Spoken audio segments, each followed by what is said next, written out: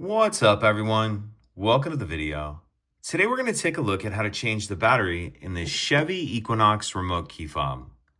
This Chevrolet Equinox key fob is going to use replacement battery CR2450, and I'll put a link in the description box of this video to where you can find these replacement batteries if you're in need. So the first thing I'm going to do is grab my key fob and remove the emergency key that's in the bottom of it.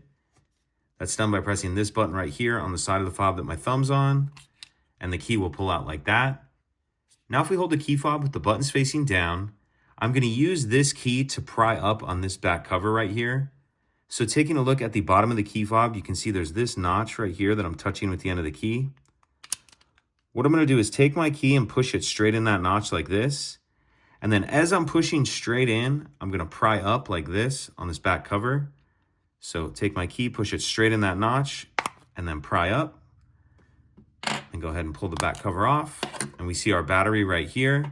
And you can use your key to get in one of these two slots and get under the edge of the battery and get it out of that holder.